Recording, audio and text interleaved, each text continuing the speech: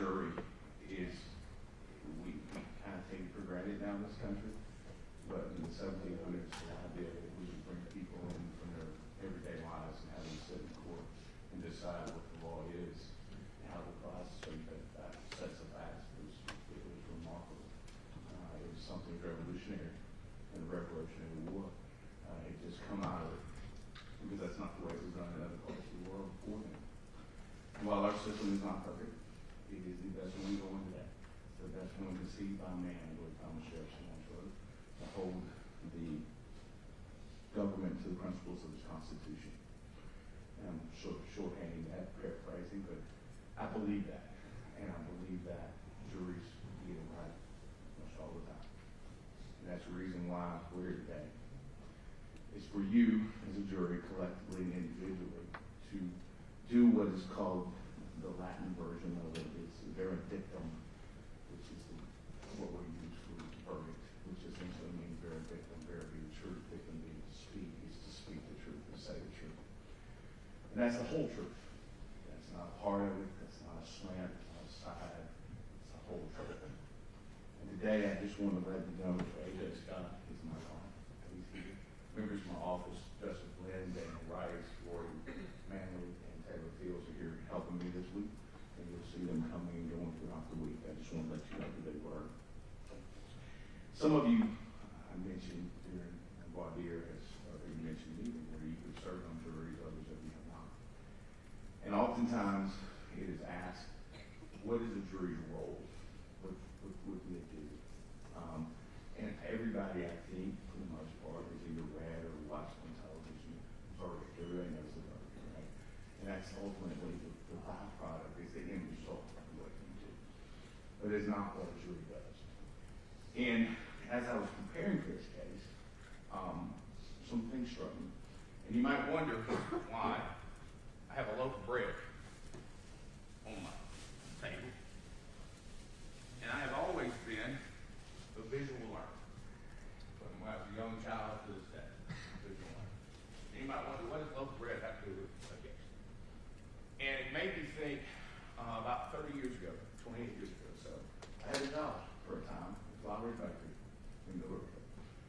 It's located on Industrial Boulevard between Highway 101 and 78. If you've driven by there, it probably smells. It smells really good once you work there, not so much.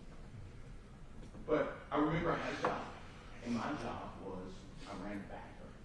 And the bagging machine was kind of toward the end of the production, where you had to control the nozzles, the air coming out, you had to make sure the bread didn't get backed up. And the scoop had a sensor, and scoop out, the bread fall up with the bag. And there was a tying machine, and it went from me to the shipping people, right? They put it on trays on rolling carts into the truck, and trucks to the stores.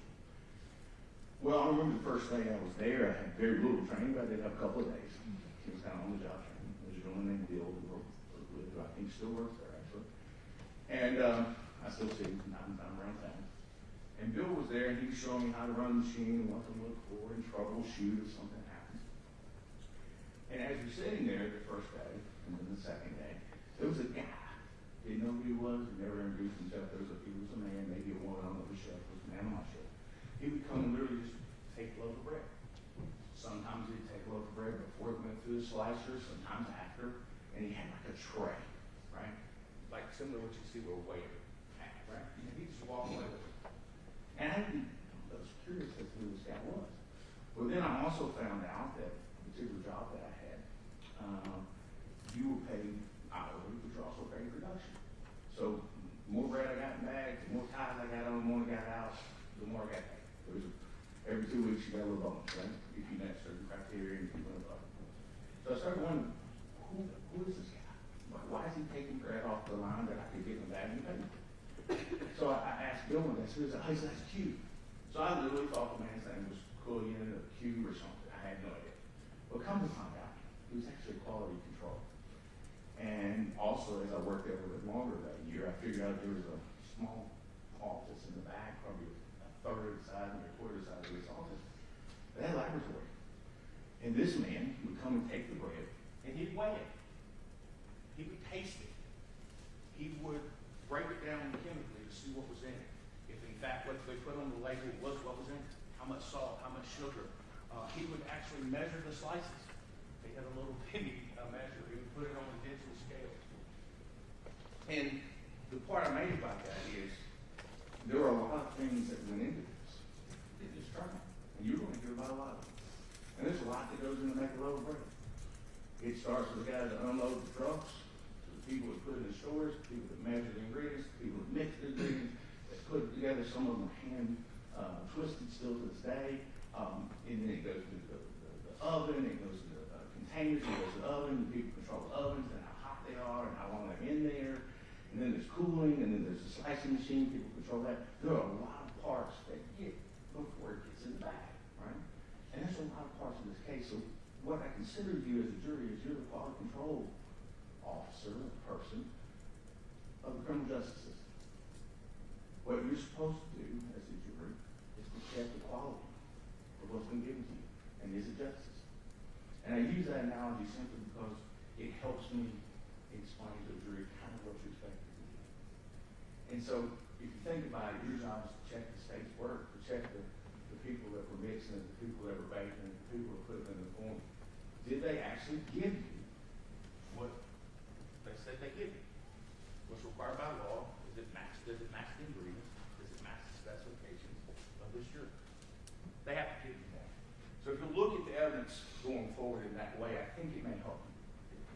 Now you will hear us discuss throughout this trial, probably the state and myself, the idea of reasonable doubt. And that is something that we use in this forum. I understand most other people don't use. Much like you don't hear things like torque and a sure mechanic, right? That's not something you hear.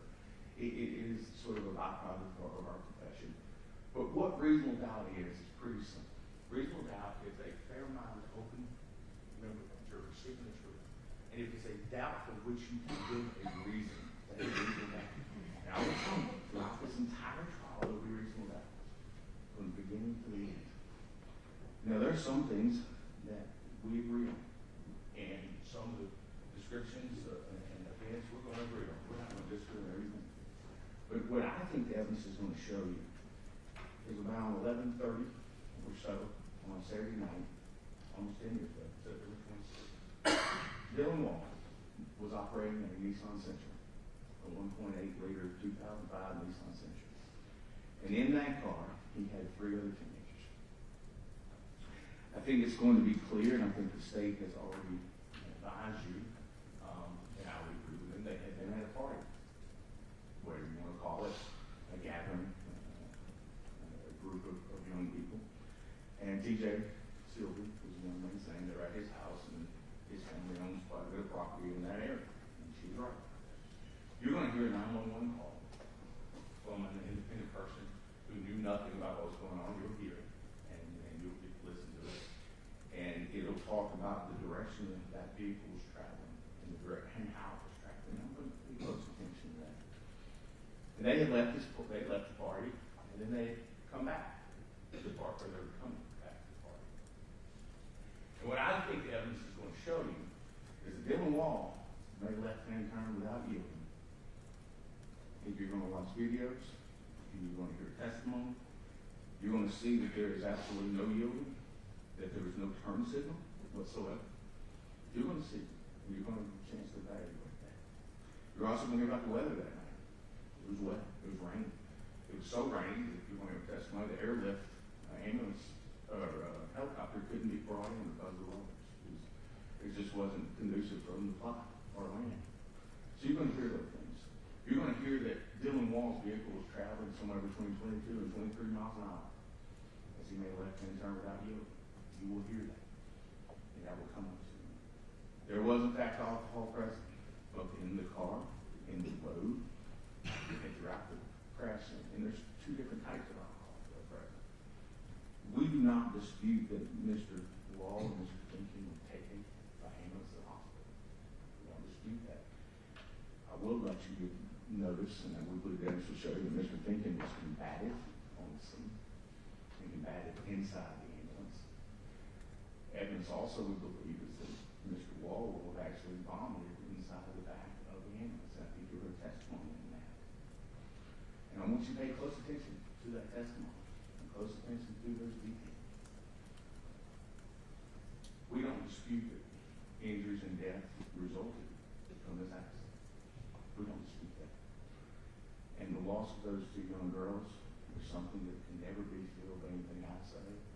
say, and it may be the worst thing the parent has to live through, is the loss of a child. I can't imagine anything worse as a parent. I don't know anything worse I could live through than that. And for his parents and his grandparents and family, I'm deeply, deeply sorry. Very much so. And I want that to be clear that no matter what happens here this week, next week, the result, there is no hope in their life that can be good. And I'm sorry for that. That's really me. But we do dispute who's at fault. We do dispute the proximate cause. We do dispute how this accident occurred. And what I ask every jury to do, and I'll ask you guys to do the same, whether it's a one-day trial, a week trial, whether it's 4 witnesses or 40 witnesses, pay close attention to a lot of things. Things that are you told, and things that you're not told. Things that you're shown, things that you think you should be shown and are not. These are all things within your province to consider.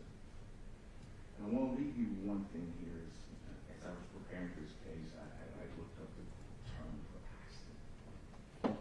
Because there are different words, motor vehicle collision, motor vehicle accident. But essentially an accident is an unfortunate incident that happens unexpectedly and unintentionally. A secondary definition is an event that happens by chance or without apparent or deliberate cause. And that's what this is, folks. This is accident. It's all it's ever been. And we believe that when this is all said and done, and you have a chance to go back and deliberate, and I know that's going to be a difficult task. I understand that.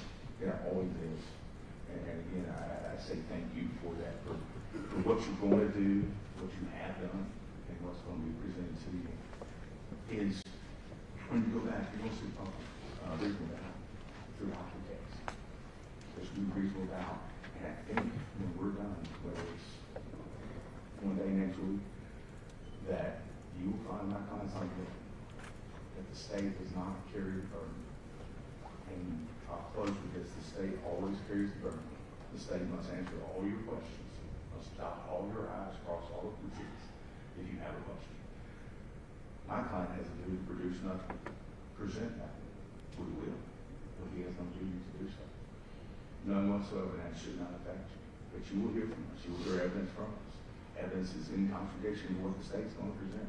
And it'll be your job to hash that out. And I think when you're done, you're going to find reasonable doubt is clear throughout this case, from the beginning to the end. And if that's the case, if it's anywhere in, he's not guilty. And that's what we're going to actually find not guilty in each count. Thank you very much for your time. Thank you for your attending this. I look forward to presenting the case. Thank you. State can call its first witness.